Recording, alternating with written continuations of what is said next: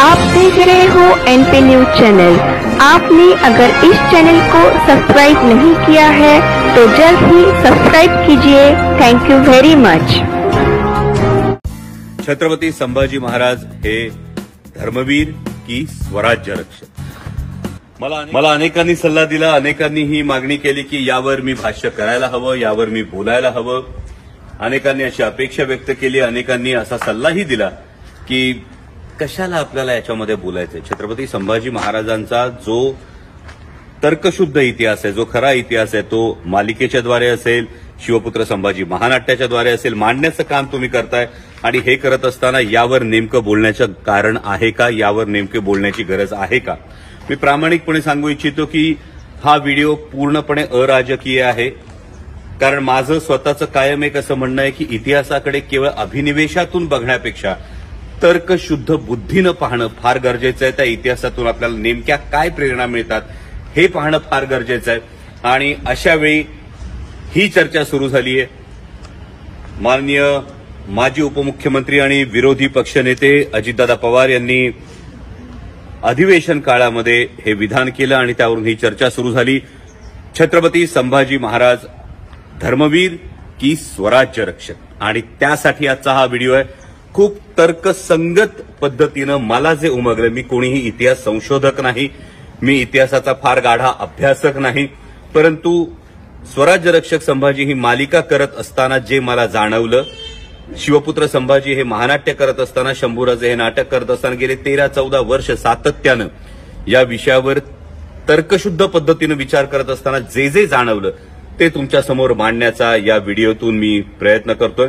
आणि पहिल्यापासून आपण याचा विचार करू, जे मी कायम असं म्हणतो की इतिहासाचा तर्कशुद्ध बुद्धीनं विचार करायला हवा।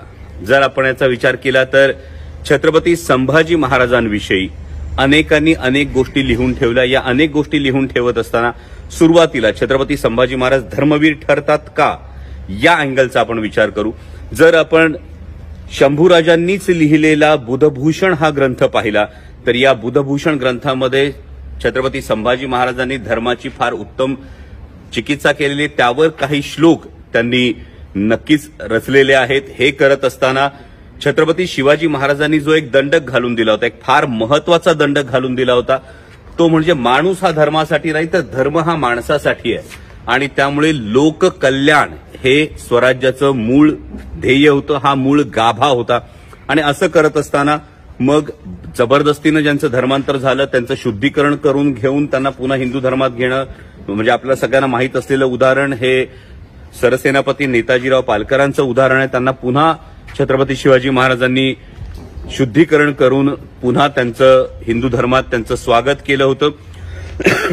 ही गोष्ट आपल्या समोर आहे। आणि असं असताना छत्रपती संभाजी महाराजांनी कायम हा कित्ता गिरवला। एवढंच नाही तर छत्रपती पद धारण केल्यानंतर छत्रपती संभाजी महाराजांनी जबरदस्तीनं घडवून आणलेल्या धर्मांतरावर सुद्धा बंदी आणली होती।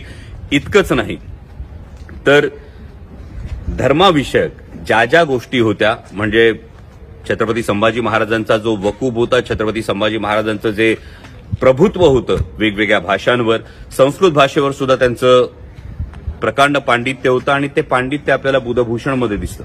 मग असं असताना धर्मवीर ही उपाधी त्यांना का लागली?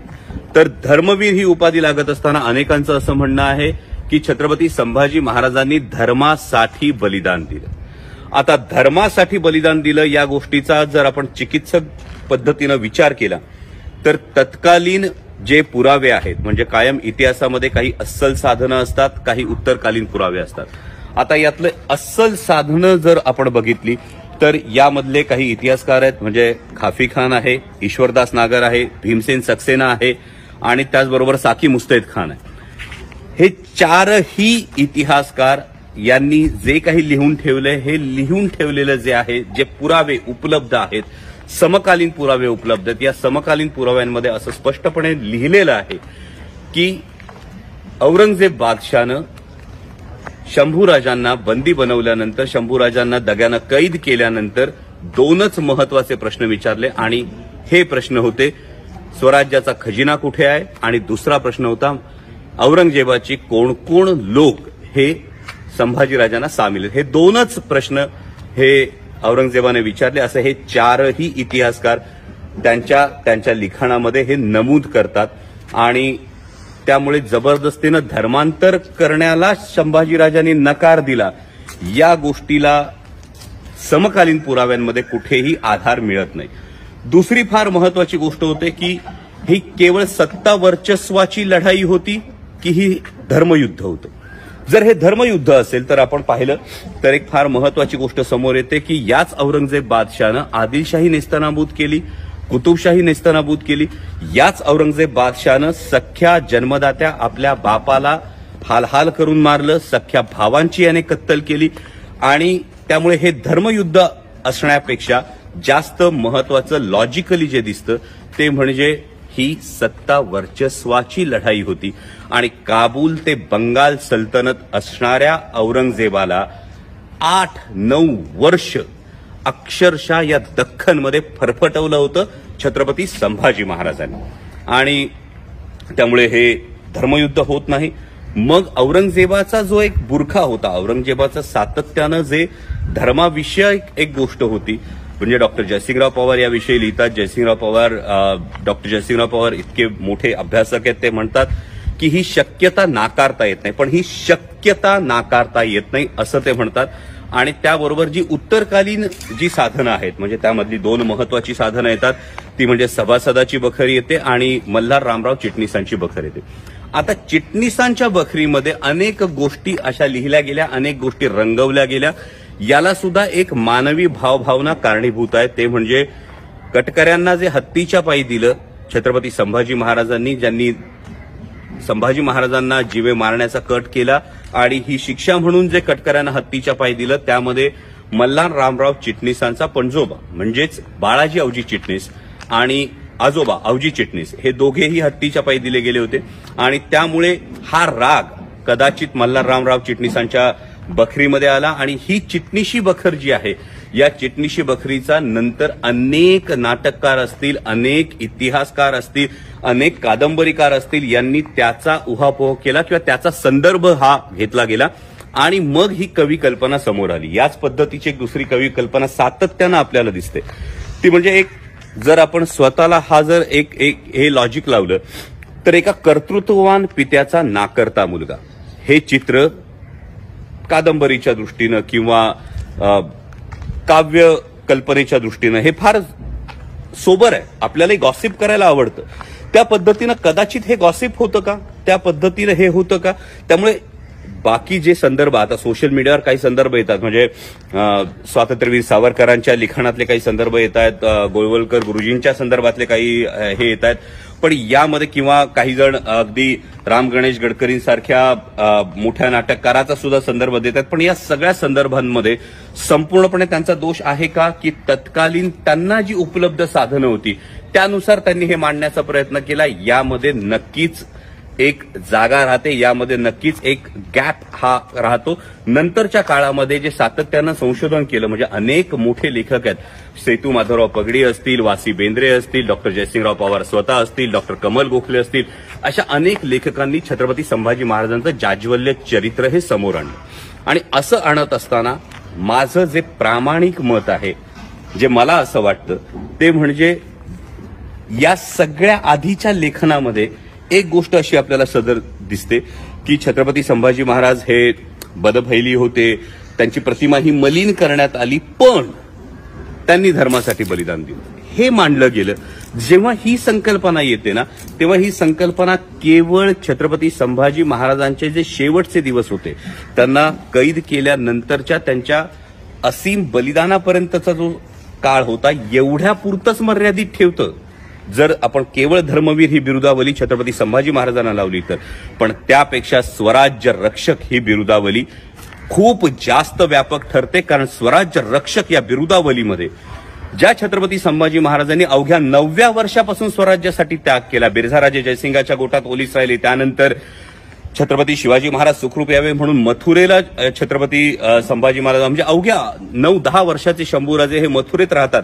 त्यानंतर पुन्हा मुघलांशी महाराजांनी तह केल्यानंतर तत्कालीन औरंगाबादेला, म्हणजे आत्ताच्या छत्रपती संभाजीनगरला पुन्हा संभाजीराजे हे शहजादा मुअज्जमकडे थांबले. आणि छत्रपती शिवाजी महाराजांच्या देहावसनानंतर अत्यंत शौर्यानं एकाच वेळी 5-5 आघाड्यांवर पंजेफाड करत छत्रपती संभाजी महाराजांनी स्वराज्य राखलं. त्यामुळे केवळ धर्म म्हणण्यापेक्षा तत्कालीन इतिहासाचा जर आपण धांडोळा घेतला, तत्कालीन इतिहासाचा तर्कशुद्ध बुद्धीनं विचार केला तर देव, देश आणि धर्म या तीनही गोष्टींचा जो परिपाक होता तो म्हणजे स्वराज्य होतं. छत्रपती शिवाजी महाराजांनी निर्माण केलेलं आणि या स्वराज्याचं रक्षण म्हणजे मी सुरुवातीलाही म्हणालो, विचार करा स्वराज्याचा एक सुभा जो होता ना, म्हणजे औरंगजेबाच्या राज्यामध्ये एकूण 28 सुभे होते आणि त्यातला एक सुभा हा स्वराज्याच्या एकूण आकारमानाच्या 2.5 ते 3 पट होता. म्हणजे एवढ्या बलाढ्य सम्राटाला, एवढ्या मोठ्या शहेनशहाला या पद्धतीनं मुकाबला करणं आणि स्वराज्याचा एकही किल्ला जाऊ न देणं, हे जे छत्रपती संभाजी महाराजांचं शौर्य आहे, हे शौर्य स्वराज्य रक्षक या बिरुदावलीमध्ये जास्त अधोरेखित होतं असं माझं प्रामाणिक मत आहे. आणि हे होत असताना यावर कोणताही वाद निर्माण करण्यापेक्षा मला असं वाटतं की त्यातून नेमकी आपण कोणती प्रेरणा घेत आहोत, त्या इतिहासाकडून आपण नेमकी कोणती प्रेरणा घेत आहोत. म्हणजे पित्याची आज्ञा शिरसावंद्य मानून आपल्या प्राणांची कुरवंडी करणाऱ्या, प्राणांची आहुती देणाऱ्या छत्रपती संभाजी महाराजांची ही पितृभक्ती घ्यायची, त्यांची ही स्वराज्य भक्ती घ्यायची, त्यांची ही या मातृभूमीप्रती असणारी भक्ती घ्यायची, या गोष्टी आपण खरं तर नमूद केल्या पाहिजेत. कारण छत्रपती संभाजी महाराजांचं जे बलिदान आहे, या बलिदानानं एक फार मोठी प्रेरणा या हिंदुस्थानाला दिली आणि ती प्रेरणा होती की छत्रपती संभाजी महाराजांच्या बलिदानानंतर 18 वर्ष सर्वसामान्य रयत लढली. ज्या पद्धतीनं औरंगजेबानं छत्रपती संभाजी महाराजांची हत्या केली त्याचा एक राग म्हणू शकतो, छत्रपती संभाजी महाराजांच्या बलिदानामुळे मिळालेली प्रेरणा म्हणू शकतो. 18 वर्ष सर्वसामान्य रयत लढली आणि काबूल त्या बंगाल सल्तनत असलेल्या औरंगजेबाला परत स्वतःच्या राजधानीत जाता आलं नाही, परत स्वतःच्या राज्यात जाता आलं नाही. त्याची कबर या दख्खनमध्येच खोदली गेली. हा मराठ्यांचा सर्वोच्च पराक्रम आहे आणि त्यामुळे केवळ धर्मासाठी बलिदान दिलं असं म्हणणं, हा मला असं वाटतं छत्रपती संभाजी महाराजांच्या जाज्वल्य चरित्रावर, छत्रपती संभाजी महाराजांच्या शौर्याचा हा पूर्णपणे न्याय देणं होत नाही. उलट स्वराज्य रक्षक या बिरुदावलीनं छत्रपती संभाजी महाराजांचं जे व्यापक कार्य होतं, या कार्याला फार मोठा न्याय दिला जातो. म्हणजे एकाच वेळी 16 भाषांवर असणारं त्यांचं प्रभुत्व असेल, नखशिखा, नायिकाभेद, 7 शतक, बुधभूषण असे 4 ग्रंथ लिहिणं असेल, एकाच वेळी 5 आघाड्यांवर मी कायम पंजेफाड म्हणतो, एकमेव राजा आहे ज्यानं परकीय सत्तेला सुद्धा गुडघे टेकायला भाग पाडलं होतं. म्हणजे छत्रपती संभाजी महाराजांची जी गोवा मोहीम होती, पोर्तुगीज जे इंग्रजांच्या पाठोपाठ जे फार मोठं राज्य होतं, या पोर्तुगीजांना दे माय धरणी ठाय करून ठेवणारे छत्रपती संभाजी महाराज होते. त्यामुळे जो हा स्वराज्याचा छावा होता, शिवसिंहाचा छावा होता, छत्रपती संभाजी महाराज होते, त्यांच्या कार्यकर्तृत्वाला खरा न्याय हा स्वराज्य रक्षक या बिरुदावलीमुळेच मिळू शकतो असं माझं प्रामाणिक मत आहे. यामध्ये कोणताही राजकीय हेतू नाही, पण जर आपण तर्कसंगत पद्धतीनं पाहिलं तर हे अवघड आहे. कारण अनेक वर्ष एक गोष्ट आपल्या मनावर बिंबवण्यात आलेली आहे, पण हा जो पण आहे की छत्रपती संभाजी महाराज असे होते पण त्यांनी एवढंच केलं म्हणून ते एक प्रतीक, कदाचित उजव्या विचारसरणीच्या लोकांनी हे प्रतीक समोर आणलं असेल, हे धार्मिक प्रतीक म्हणून छत्रपती संभाजी महाराजांचं बलिदान समोर आणलेलं असू शकतं. परंतु जर तर्कशुद्ध पद्धतीनं समकालीन पुराव्यांचा जर विचार केला तर या सगळ्या गोष्टींतून माझ्या धाकल्या धन्यांसाठी, छत्रपती संभाजी महाराजांसाठी धर्मवीर या बिरुदावलीपेक्षाही स्वराज्य रक्षक ही बिरुदावली व्यापक ठरते. आणि आज योगायोग आहे की ज्या ठिकाणी स्वराज्य रक्षक संभाजी ही मालिका झाली, जिचं चित्रीकरण झालं, त्याच ठिकाणी उभं राहून हा व्हिडिओ करतोय. व्हिडिओ आवडला तर जरूर शेअर करा आणि हो, यावर कोणत्याही राजकीय हेतूनं अकारण टीका टिप्पणी करण्यापेक्षा तर्कशुद्ध बुद्धीनं याचा विचार करा. तुमच्याकडे जर कुठलं समकालीन पुरावा असेल, अस्सल पुरावा असेल तर जरूर तो समोर आणा. पण समकालीन पुरावा हा त्या काळातल्या इतिहासकारांनी, त्या काळातल्या नोंदी ठेवणाऱ्या लोकांनी लिहिलेला असतो, त्याला समकालीन पुरावा म्हणतो. असा अस्सल पुरावा अजून तरी माझ्या वाचनात नाही. त्यामुळे माझं मत हे आहे की छत्रपती संभाजी महाराजांविषयी बिरुदावली लावत असताना धर्मवीर या बिरुदावलीपेक्षा स्वराज्य रक्षक ही बिरुदावली जास्त व्यापक आहे. या मातीसाठी, या मातृभूमीसाठी लढत असताना प्राणांची आहुती देऊन एक असीम प्रेरणा सर्वसामान्यांना लढण्यासाठी दिली असेल तर ती छत्रपती संभाजी महाराजांनी दिली. आणि म्हणून माझ्यासाठी छत्रपती संभाजी महाराज हे स्वराज्य रक्षक ही बिरुदावली त्यांना जास्त शोभून दिसते. धन्यवाद. जय शिवराय.